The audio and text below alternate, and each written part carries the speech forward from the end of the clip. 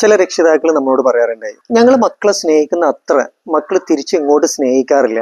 ഇതിന്റെ കാരണം എന്താന്നുള്ളത് നമ്മൾ നോക്കിക്കഴിഞ്ഞാൽ നമുക്ക് കണ്ടെത്താൻ പറ്റുന്നത്, ഈ മക്കളെ ആളുകളെ മുമ്പിൽ വെച്ചിട്ട് ഈ രക്ഷിതാക്കൾ എന്ത് ചെയ്യുന്നവരോ ക്രിറ്റിസൈസ് ചെയ്യും. ഒറ്റയ്ക്ക് ഇരിക്കുന്ന സമയത്തോ അവരെ പോയിട്ട് അപ്രീഷിയേറ്റ് ചെയ്യുകയും ചെയ്യും. ഉദാഹരണം പറഞ്ഞു, ഇപ്പൊ നമ്മളെ വീട്ടിലേക്ക് ഒരു ഗസ്റ്റ് വന്നു എന്ന് വിചാരിക്കും. ഈ സമയത്ത് ഗസ്റ്റ് ചോദിക്കുകയാണ്, മോൻ എത്രയിലാ പഠിക്കുന്നത് ചോദിച്ചാൽ നമ്മൾ പറയും 10th-ലാണ്. മോൻ എങ്ങനെ പഠിത്തമൊക്കെ എങ്ങനെയാന്ന് ചോദിച്ചാൽ നമ്മൾ എന്താ പറയാറുള്ളത്? ഫുൾ ഉഴപ്പാണ്, ഒരു അക്ഷരം പഠിക്കാറില്ല, ഫുൾ ടൈം കളിയാണ്, ഫുൾ ടൈം മൊബൈലാണെന്ന് പറയും. ഇതാണ് നമ്മൾ ചെയ്യാറുള്ളത്. പക്ഷെ ഞാൻ പറയുന്നത് വെച്ചിട്ടുണ്ടെങ്കിൽ ആളുകളെ മുമ്പിൽ വെച്ചിട്ട് അവർ അപ്രീഷിയേറ്റ് ചെയ്യാൻ പഠിക്കണം. അതെങ്ങനെയാന്ന് ചോദിച്ചാൽ, ഇതുപോലെ ഗസ്റ്റ് വന്നു, അവർ ചോദിക്കുകയാണ് മോൻ എത്രയിലാ പഠിക്കുന്നത് ചോദിക്കുമ്പോൾ നമ്മൾ പറയുന്നു അവൻ 10th-ലാണ് പഠിക്കുന്നു എന്ന് പറയുന്നു. ആ സമയത്ത് എങ്ങനെയുണ്ട് പഠിത്തമൊക്കെ എന്ന് ചോദിച്ചാൽ നമുക്കറിയാം മോൻ പഠിത്തത്തിലൊക്കെ കുറച്ച് കുറവാണ്. പക്ഷെ അവരുടെ മുമ്പിൽ വെച്ച് നമ്മൾ പറയുന്നത് എന്താ വെച്ചാൽ, മോൻ ആദ്യ സമയത്തൊക്കെ കുറച്ച് ഉഴപ്പായിരുന്നു. ഈ അടുത്ത് സ്കൂളിൽ ചെന്ന സമയത്ത് അവന്റെ ടീച്ചർ എന്നോട് പറഞ്ഞു ഇപ്പൊ ക്ലാസ്സിലെ ഏറ്റവും ബ്രില്യന്റ് ആയിട്ടുള്ള ഒരു കുട്ടി ഇവനാണെന്ന്. എന്നിട്ട് ഗസ്റ്റ് ഒക്കെ പോയതിന്റെ ശേഷം ഇവന്റെ അടുത്ത് പോയി ഇരുന്നിട്ട് നമ്മൾ പറയേണ്ടത് എന്താണെന്നറിയോ? എനിക്കറിയാം നീ ഒരു അക്ഷരം പഠിക്കാത്തവനാണെന്ന്,